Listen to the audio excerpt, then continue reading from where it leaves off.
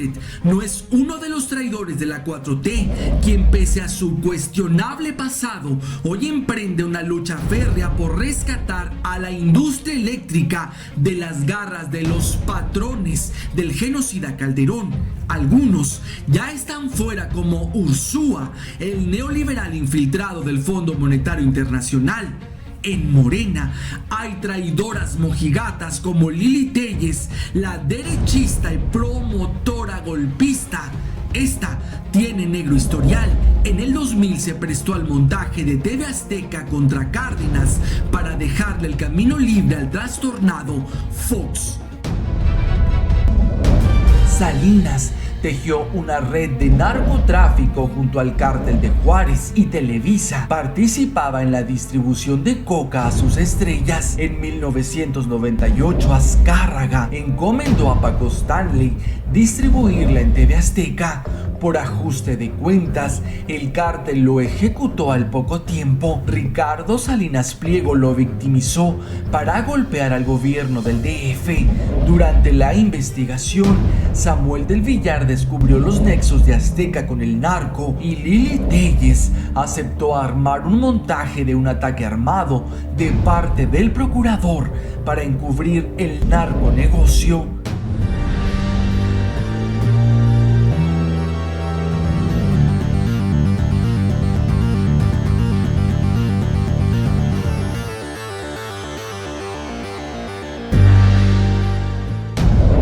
Mediodía del 7 de junio de 1999, 4 impactos de bala en la cabeza terminaron con la vida de Francisco Jorge Stanley Albaitero. Suceso que marcó la historia de la televisión en México, conmocionó a la ciudadanía y a las agencias mediáticas. Todos dejaron sus actividades para voltear incrédulos cuando les decían: acaban de matar a Paco Stanley. Desde el momento del asesinato inició una campaña televisiva sin precedentes que presentaba al conductor como un mártir y culpaban de su muerte al gobierno local, encabezado por Cuauhtémoc Cárdenas. Ricardo Salinas Pliego, quien años atrás recibió un préstamo millonario de los Salinas de Gortari para ganar la licitación del Canal 13, exigió la renuncia del jefe de gobierno y cuestionó el sistema democrático que había permitido la transición política en el Distrito Federal. Los actores y conductores de Azteca comenzaron a exigir justicia al aire, culpando al gobierno del DF por la violencia que había terminado con la vida del animador. Al poco tiempo, supimos que en realidad se trató de una narcoejecución, que Stanley no era tan inocente y que tenía complicidades con las televisoras como dealer de sus estrellas.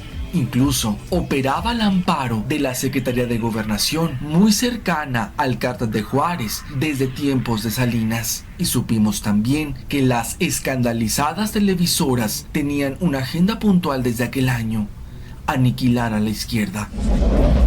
Paco Stanley y su amplio historial delictivo operaba para el Cártel de Juárez, proveía drogas a las estrellas de Televisa y Azteca, todo con la anuencia de gobiernos priistas a través de la Secretaría de Gobernación. A los 20 años de edad, Francisco Stanley ya había pisado la cárcel. En Saltillo, Coahuila, fue acusado de robo y de encabezar una banda que se dedicaba a asaltar tiendas. Cuando Stanley fue presidente de la Asociación de Locutores de México, se convirtió en el propietario del Bar Diana de la Zona Rosa, donde se ejercía la prostitución. De acuerdo con el diario Reforma, un informante de la DEA aseguró que Paco Stanley pertenecía a la estructura del Cártel de Juárez. Por su parte, el Universal informó que una línea de investigación de la Procuraduría del DF señalaba al conductor como proveedor de droga entre los adictos del mundo del espectáculo, principalmente en Televisa y Televisión Azteca, al estar vinculado con los hermanos Muñoz Talavera, capos del Cártel de Juárez. A través de sus diversas actividades dentro del duopolio televisivo, logró una fortuna superior a los $7 millones entre propiedades y cuentas bancarias en México y el extranjero. Investigaciones del gobierno capitalino arrojaron que además pertenecía a una red de distribución de cocaína a quienes compraba unos $10,000 cada tercer día. Estas operaciones se manejaban a través de sus cuentas en Islas Caimán. Las investigaciones de la inteligencia inteligencia militar revelaron que Stanley era amigo íntimo de Amado Carrillo Fuentes, el Señor de los Cielos, líder del Cártel de Juárez, con quien gustaba de jugar billar. Stanley solía visitar hoteles donde se hospedaban en esas mismas fechas capos del narcotráfico, utilizando pases de cortesía. Trascendió que Stanley servía de prestanombres en la compra de bienes inmuebles del Señor de los Cielos. La red de narcotráfico de los Salinas de Gortari, en alianza con el Cártel de Juárez, también operaba en Televisa y Televisión Azteca. Stanley solo era uno de sus dealers. La propia CIA tiene en sus registros que el gobierno de Carlos Salinas de Gortari fue sin duda el más controversial, duro y corrupto. En entrevista con el periodista Jesús Esquivel para el semanario Proceso, Brian Latell, oficial de Inteligencia Nacional para América Latina de la CIA de 1990 a 1994, señaló: desde el principio del gobierno de Salinas había mucho escepticismo y sospechas de que él y su hermano Raúl tenían nexos con los narcotraficantes.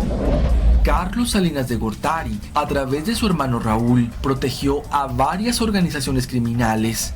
Los Salinas estaban vinculados con varios cárteles delictivos, entre ellos el de Juárez. De acuerdo con testimonios de Rubén Jaime Gutiérrez, confinado en Santa Marta, Acatitlán, Raúl, el hermano incómodo, José Córdoba Montoya, el entonces jefe de la oficina de la presidencia, y Amado Carrillo visitaban en el reclusorio sur al narcotraficante Juan José Esparragosa el Azul, quien realizaba grandes fiestas para los hombres de confianza de Carlos Salinas. El Azul pretendió formar una federación del narcotráfico, la cual encabezarían los hermanos Arellano Félix, Juan García Ábrego, Amado Carrillo Fuentes y el Mayo Zambada, con la anuencia del gobierno de Carlos Salinas. En la administración de Ernesto Zedillo se repitió la narcocorrupción. La propia familia de Zedillo se involucró con el narcotráfico. Al igual que el PRI, Televisa ha mantenido vínculos muy estrechos con el Cártel de Juárez, mismos que continúan vigentes. Se reveló que Rodolfo David Dávila Córdoba, exdirectivo del Banco de México, sentenciado por haber sido operador financiero de la organización de los Carrillo Fuentes, recibió contratos por más de 396 millones de pesos de la cruzada contra el hambre. Los pagos se hicieron a empresas fantasmas y por servicios jamás realizados, en una trama que involucró a la Universidad Autónoma de Morelos y a un exdirigente de Nueva Alianza. Dávila Córdoba además aportó dinero a las tarjetas bancarias utilizadas por el PRI durante la campaña presidencial de Enrique Peña Nieto en 2012. Trascendió también que Grupo Comercializador Conclave del mismo Dávila Córdoba fue intermediario en el traspaso de Diego Reyes del Club América de Televisa al Porto de Portugal. Medios estadounidenses revelaron los nexos entre los Salinas de Gortari, Televisión Azteca y Francisco Stanley, información que en México fue poco difundida. En aquel 1999, un representante de TV Azteca advirtió al procurador capitalino que no hiciera público el hallazgo de cocaína en la sangre y los bolsillos de Stanley. Un año más tarde, la emisora amenazó con lanzar una campaña que sugiriera que el procurador capitalino intencionalmente había sembrado la cocaína en el cuerpo del teleconductor. El procurador Samuel del Villar contraatacó con una iniciativa para investigar al presidente de TV Azteca por su previo conocimiento de la relación de Paco Stanley con cárteles de la droga, así como por obstruir la justicia, amagando a procuradores para que no hablaran sobre el consumo habitual de coca de Paco. Stanley no solo era conocido por autoridades federales y por la DEA como un narcotraficante, sino que era protegido por estas instancias. Junto con las sustancias encontradas en los bolsillos de Stanley, se halló una licencia para portar armas reservada exclusivamente para la policía, licencia que falsamente lo nombraba oficial de seguridad pública. El permiso se lo había otorgado 27 días antes de su muerte el entonces secretario de Gobernación, Francisco Labastida.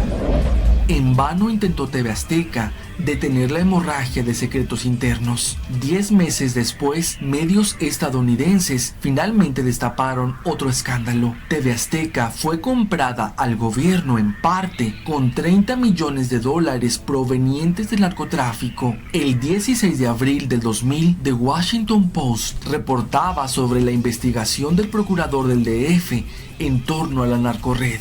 TV Azteca fue empleada por el hermano del expresidente Carlos Salinas de Gortari para lavar dinero ilícito proveniente del tráfico de drogas. La narcoejecución de Stanley fue la primera en transmitirse y difundirse a nivel nacional. A las televisoras les salió el tiro por la culata. Utilizaron el asesinato de Paco Stanley para derrumbar mediáticamente un incipiente gobierno de izquierda comandado por Cuauhtémoc Cárdenas, con miras a frenarlo en la elección del año 2000. Desde aquel entonces ya tenían en el trastornado Fox a su títere telecandidato.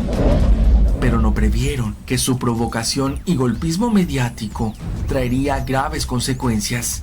Se destaparía la cloaca de los narconegocios entre todos, gobiernos, medios masivos y cárteles de la droga. En 1993, Salinas acordó con el establishment de Estados Unidos la entrega total de Pemex. Para lograrlo, formó al PRIAN, compró al PRD y enriqueció a narcoempresarios que hoy se revelan a AMLO.